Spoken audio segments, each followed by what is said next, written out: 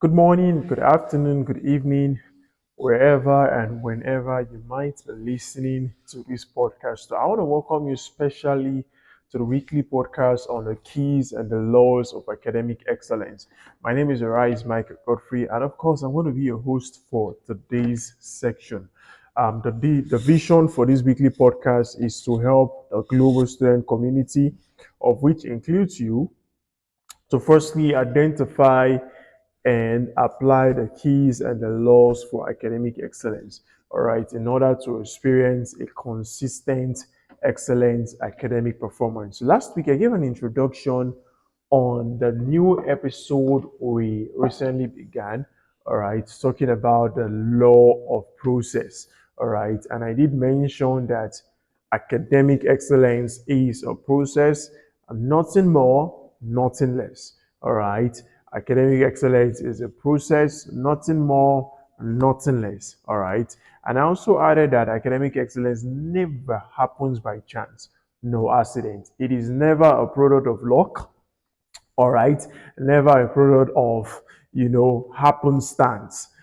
Somebody just said, I just wrote the exam and I just got an A. I just wrote the exams, and when I checked the score, I just got 50 over 50. uh it's not likely. All right, if anybody is getting 50 over 50 in a specific exam, there are two things involved. If perhaps it happened by chance, it cannot be sustained by chance. All right, let's so assume that it's an happenstance. It so happened that maybe the lecturer, while he was reviewing or while he was evaluating the students, just wish to probably try to just bless everybody with nice mark, or maybe he was very generous with his marks, and eventually such a student got 50 over 50. I hope you know, if that student is given an opportunity to, teach the laws and the keys of academic excellence, he's going to tell you, don't worry, academic excellence happens by chance. Just do what you can do. It will just happen. All right. Academic excellence don't just happen. All right. It's not an accident. It's not a product of luck. During the week, I was sharing with a friend. I said, there's currently a trending song, released by one of the famous Nigerian gospel artists, and people were reviewing the song. And, for some reason, the song has been one of the most streamed song on, the streaming platforms, Spotify, YouTube, and the rest of that. And somebody was trying to explain the reason behind that phenomenon. And somebody said, it is directly connected to students who are writing exams, and I couldn't help but laugh, right? Because I really understood what the person was trying to say. So it was looking like the song was like a backup plan, right? So eventually, when we've tried what we can and um, it doesn't work out, we resort to singing that very song. Favor surrounds me like a shield. All right. And of course, there are amazing testimonies, and I was really happy. But of course, now this is something we must understand. If you build your academic excellence on a song, you might be subchanged. Whenever I get to teach about, the laws and the keys for academic excellence, there's this myth we always attach to it. Of course, I have that in my new book coming up, all right, How Excellent Students Think. It's one of the 5 myths I talk about. I talk about the spiritual myth, how certain students will sideline their responsibility, all right, in firstly identifying the keys and applying the keys and the laws of academic excellence, all right. They sideline those responsibility and, begin to pursue the spiritual laws. All right. Oh, let's do something spiritual. We won't read our books, but we'll go out for prayers. We'll go and fast. And some of all of these things that are being done, we will never resort to consistent academic excellence performance. There's a place for spiritual law, and there are also places for the laws and the keys of academic excellence. All right. So while those students sang the song, I was just hoping, I just believe they were singing the song with understanding. And of course, if you had done your preparation, this is the law of the early preparation. All right. If you've done your preparation before what, all right, and you find yourself in a situation when it's looking like, you can't recall, whatever you might have read or whatever you might have, studied, and you have a question right in front of you. I'm a spiritual man, all right? I'm a person of faith. I'm a person of faith, and I strongly believe that, of course, in that very scenario, of course, that can work, and you know, that understanding can be activated, or retention can come. Why will retention come, or why would that understanding be opened up? Because you've already studied. All right, it's not looking like a backup plan that you've not studied at all. That's your only result to come to the hall and sing favor surrounds me like a shield. It won't happen that way. All right, we need to come to that place where we begin to understand the laws and the keys of academic excellence. All right, so now having understood that academic excellence never happened by chance, never happened by luck, into this section I want to break it down. All right, I'm going to be breaking it down to different areas where we begin to see the process a student who is desiring of an excellent performance, all right, an excellent GPA, an excellent CGPA, will go through in order to achieve that very desired result. All right, and just before I go on, I think I should start by breaking down the law of process. All right, I'm going to be sharing something very important around the definition of academic excellence, because we cannot talk about the law of process without defining what academic excellence really is. And because how you define the concept of academic excellence can go a long way in affecting your performance. All right. For example, I've seen students who define academic excellence by examination score. All right. What makes you an excellent student? Oh, once I have a high examination score, all right, a very excellent examination score, I'm an excellent student. Or when I have an excellent grade, I'm an excellent student. All right. So they try to judge the definition of academic excellence based on their performance on a paper or a class of degree on paper. Now, those who are defining academic excellence on this basis are doing so on a very or with a very narrow perspective of the subject of academic excellence. Because listen, any student can pass any exam with any kind of score. Any student can pass any exam with any kind of score. You don't even have to read. You know what I'm talking about. You might not necessarily even have to read if you understand how to go your way or you understand how to play the game. I'm going to be sharing that in the next episode. All right. You don't even have to read. You just do what you need to do. Do what every student would do. Go around sorting lecturers, and definitely you have right scores. You have excellent grades. You have excellent degrees, and the rest of that. But now, this is something that is very important. Academic excellence is beyond all of those excellent performance on paper, all right, because it is not a function of your good score.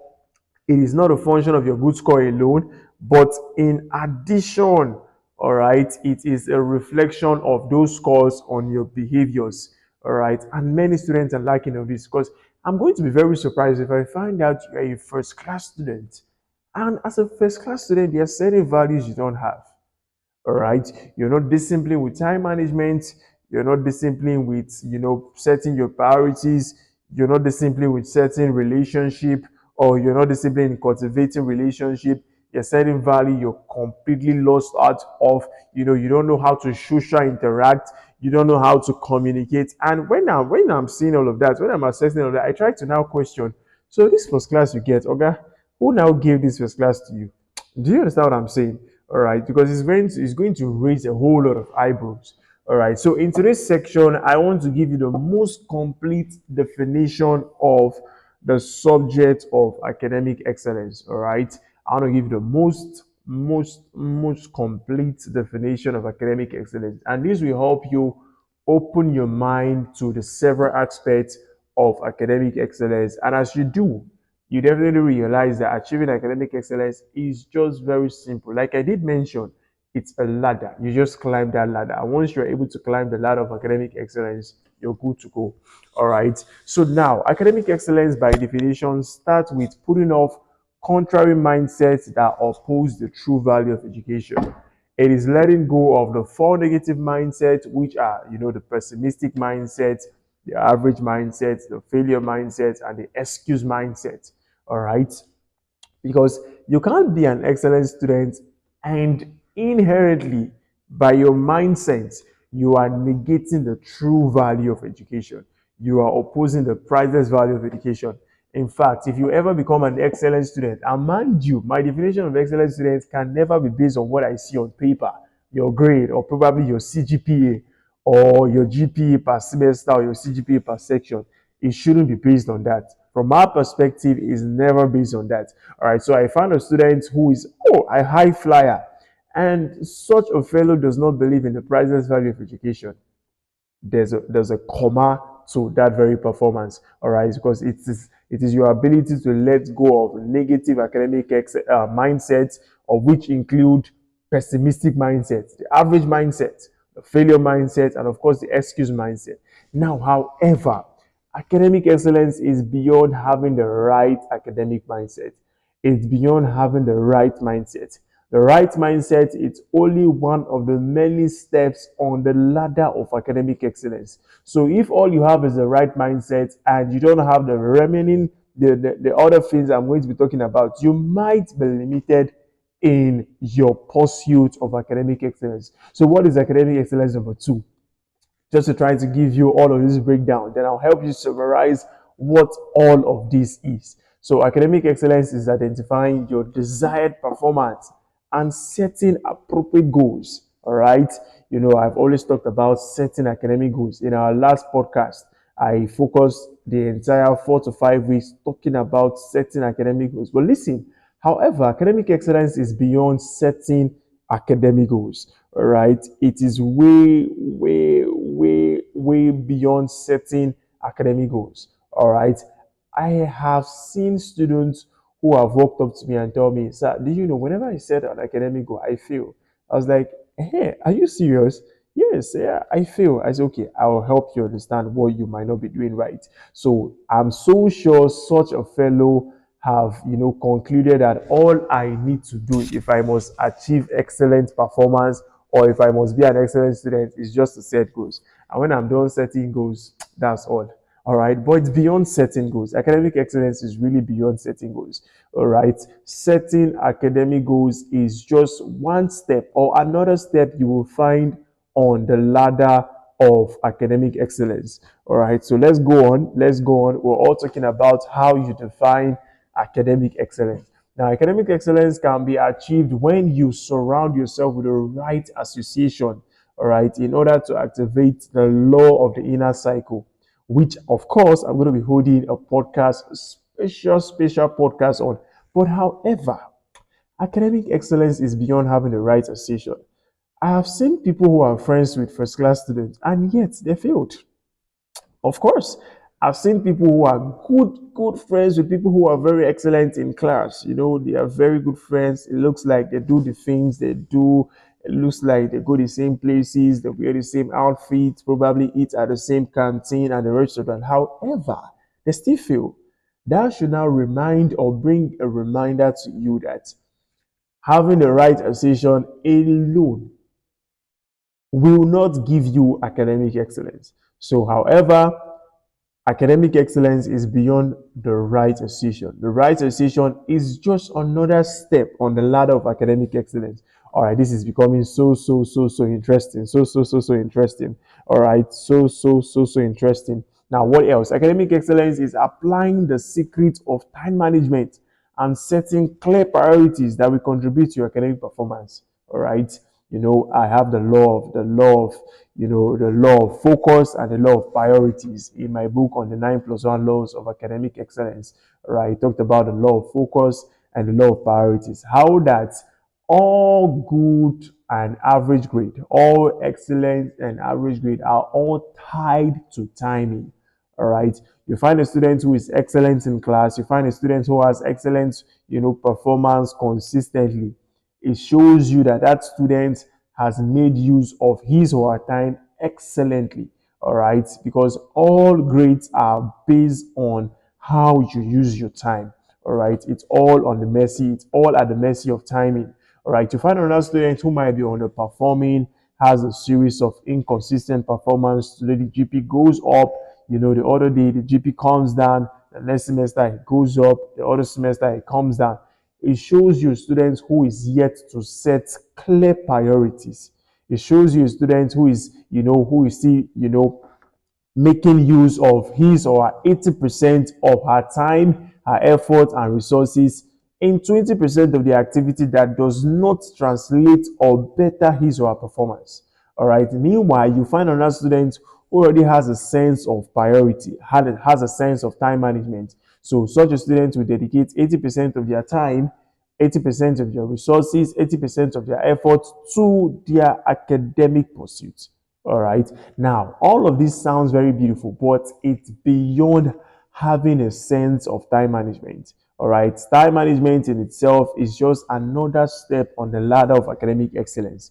All right. And now this is something you want to note. I've seen students who, of course, have maintained certainly or somehow have maintained, the right timing. But, academic excellence cannot just come on the basis of your right timing alone. All right. There are many other things involved. Let me share you a couple of more. All right. I was speaking to a student not too long, and I told them that there's a direct relationship between what you eat, how you eat, when you eat, and your academic performance. All right. And when I was sharing, they was like, that thing is true. I said, yes, of course. All right. If you want to be an excellent student, you must watch what you eat, how you eat, and when you eat, because it has a direct relationship to your academic performance. All right. Therefore, one could say a student who understands these three facts of how, when to eat, and all of that should be an excellent student. However, this is not always the case. Academic excellence is beyond having the right eating and reading habit. Some students eat so well. In fact, I've seen certain students, while I was still a student in, an undergraduate student in National State University, I visited certain students. I was like, guy, you are enjoying, you even have a fridge in your house. You have this, you have that. They eat well, but all of that did not translate to an excellent performance. Do you not get the myth behind it? So, having the right eating and reading habits is just another step on the ladder of academic excellence. If a student should base his entire definition of, if I want to be an excellent student, all I need to do is just eat well. I should know when to eat, know how to eat, and know, how much I should eat. If I just do those three things very well, I'm going to be an excellent student. If you do all of those three and you don't do the rest of the things I've been mentioning, you might not be an excellent student, because that it in itself is not sufficient to make you an excellent student. All right, let me give you some more. Now, many words best define the responsibility of a student. Not many words best define the responsibility of a student than this word study. A student who will not read does not differ from the man on the street who cannot read. So one could easily say academic excellence is the ability to study, all right, to study. If I can just study, I'll become an excellent student. However, academic excellence is beyond studying. In fact, studying has several dynamics.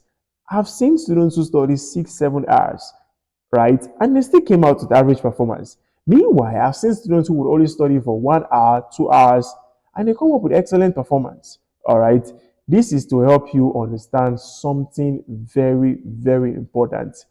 In studying, even though studying is one of the most important activity a student must do on campus, if you don't study with the right dynamics, all right, you don't study without knowing how to handle distractions, either distractions that are internal or distractions that are external, I'm very sure all you'll be doing is to study for study's sake. All right. And of course, there's a difference between studying and reading. All right. Somebody can pick up a book and just go through a novel, go through it line by line for hours upon hours without even engaging in the right principles of study. So, studying in itself is just one step on the ladder of academic excellence. Now, I'm going to that very place where I need us to draw the curtain. Now, in my book, on the keys for academic excellence, I noted that academic excellence can be easily achieved when a student pays serious attention to his or her attendance, assignments, and tests, because this will go a long way in multiplying his or her overall score. However, academic excellence is beyond continuous assessment. I've seen students who at certain times, might have the right, continuous assessment. 27 over 30. That's a good assessment because the students haven't yet understood something around preparing well for examination.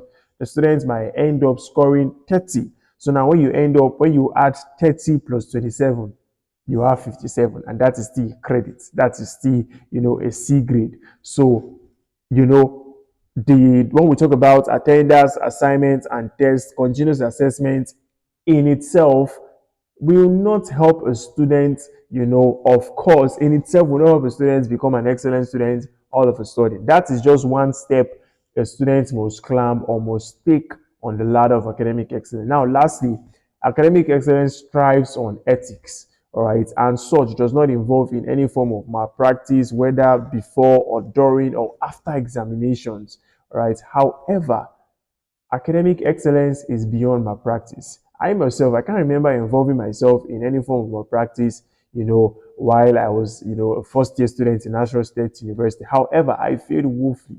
All right. I failed woefully in my first semester. I didn't do anything connected to my practice. All right. But yet I failed. All right. So that already tells you that it's beyond, my practice or beyond imbibing the right values. Now, what then is academic excellence? This should now be the question we should be talking about. If academic excellence is not rooted on solemnly 100% rooted on any of these points I have individually shared, what then is academic excellence? It's very simple. Let me bring you back.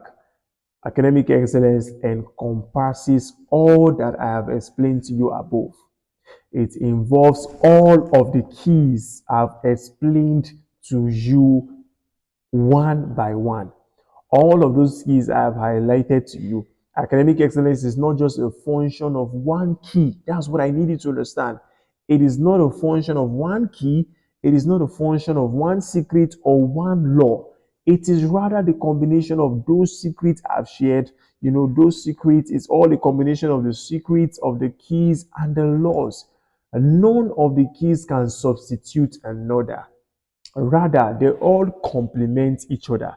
This is why if you don't have the right eating and reading culture, and probably you have the right timing and the right priorities, they will not interchange for each other. If you don't have the right eating culture, you don't have the right eating culture. It will do you good to imbibe the right eating and reading culture in addition to your knowledge on the right timing, in addition to your knowledge of setting the right priorities. Because when you do, those two skills will now complement each other. All right. So you don't say, I'm going to apply this alone and I'm going to leave the others. When you apply one and you leave the others, you begin to suffer in other areas. For example, when we talk about, let me give you one of those examples I shared. Which should I pick now? Let's talk about relationships. So, for example, you have the right relationship around you, all right? And let me make a comparison with one other one. Um, which should I make? Okay, all right. You have the right relationship around you, yet you don't have the right mindset. Now, having a right relationship is good, but I hope you know those friends who you currently have will not write the exams for you. They have developed their own principles or are applying the whole principles of or applying the keys and the laws of academic excellence. I might be having their own desired result. Now, you who have them as friends, it's an advantage, but that alone in itself will not give you excellent performance. If you don't correct your academic mindset or you don't imbibe the right mindset, certain things around your academic work will be very difficult.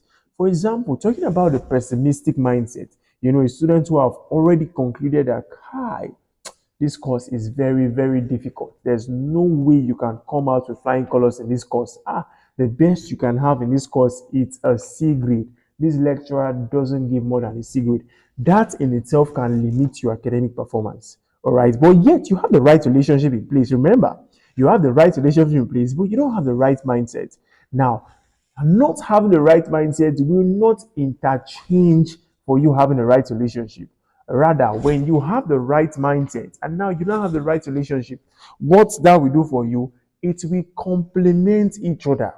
All right. You can pick each one of these skills, try to play along them. Which any you pick, you get the same result. Trying to apply one at the expense of the other, or trying to just embrace one and neglecting the others, will not lead you to the desired end. All right, will not lead you to desired. This is why it is called law of process. All right, this is why it is called the law of process, because process in that sense requires you taking one step upon another step on the ladder of academic excellence. So it's all about taking the right step on the ladder of academic excellence. Academic excellence is always a process. I would always maintain nothing more, nothing less. And in my book on the 9+1 laws, 9+1 laws of academic excellence, I helped the students and the global student community to understand that average students will often walk past this process, why the excellent students will go right through it. And it's your ability to go right through that very process that shapes you, all right, that develops you inwardly, all right, that gives you the capacity to become an excellent student. And if you remember, while I was sharing on setting goals, all right, setting academic goals, I said something very important. I said, when you look at the ladder of academic excellence, you'll be very surprised to find just 20% of the student community climbing the ladder of academic excellence, while you have 80% of the other students around the ladder of academic excellence. All right. Why is this so? It is so difficult to climb the ladder of academic excellence. Not because it is difficult in itself, but it requires a whole lot of understanding. And what are those understanding? Those understanding is to identify the keys and the laws of academic excellence. And when you are able to identify your right mindset, identify the right timing, identify how you should set academic goals. When you do all of that and you begin to engage them, what you are doing in a sense is you are climbing the ladder of academic excellence. So while we have 80% of the student community consistently complaining, oh, this lecturer is not fair, oh, that lecturer is not fair, oh, it's all about the calendar is not good enough for us, oh, the road is not good enough for us, other students has taken advantage of that same scenario one might be complaining of, all right, and they are taking steps. So what defines or what distincts the average students and the excellent students is just that ability to climb through, to follow through the process, and to climb through the steps on the ladder of academic excellence. Wow. It's been a very beautiful time in the last 27 minutes talking you through, all right, walking you through the law of process. In our next podcast, I'm going to be breaking it down now to help you understand the importance of the law of process. And until next time, my name is Arise Mike Godfrey, and I am your friend. Could you have questions? You could drop me your questions on the comment sections, all right, or you could forward them to me via WhatsApp 07032 07032 all right, the Nigerian diary code +234. All right, or you can write to me through mail using arisegodfrey@gmail.com. Godfrey is spelled Godfrey.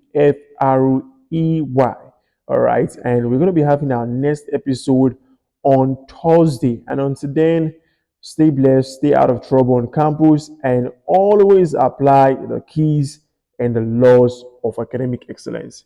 Thank you.